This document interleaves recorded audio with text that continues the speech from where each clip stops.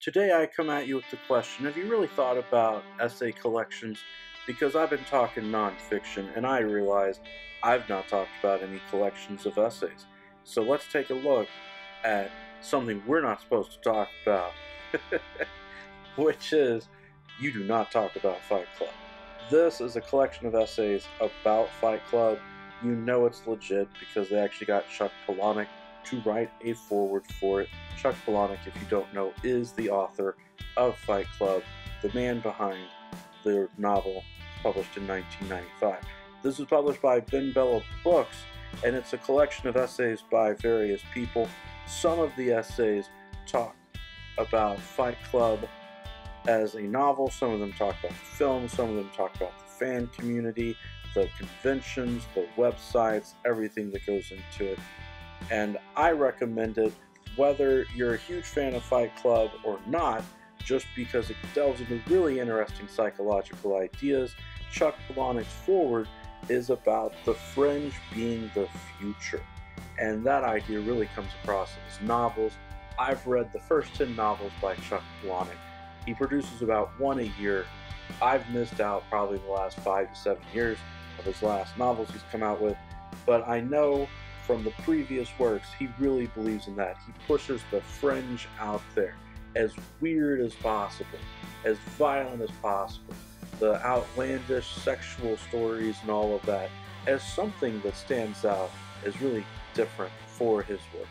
This book goes into a lot of great detail, not just with Chuck Palahniuk's foreword, but it's got information that'll just blow your mind.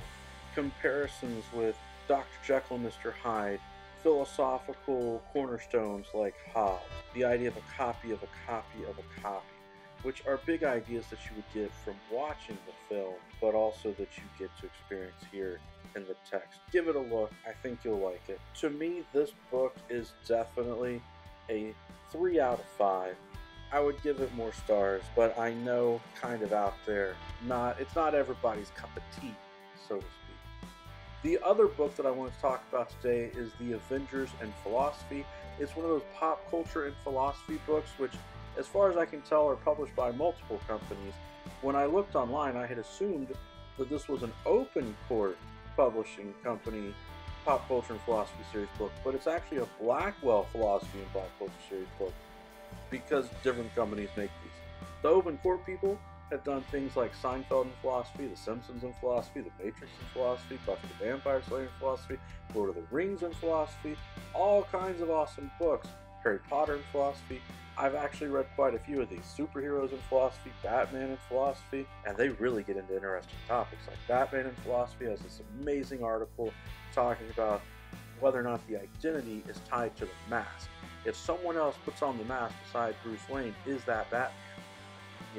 Because the comics go into that. Other people do wear the costume, put on the mask, and in that instance, that person is Batman, or maybe isn't, depending on how you look at it psychologically, philosophically, identity studies, and all that. So it can generate a lot of fun discussions.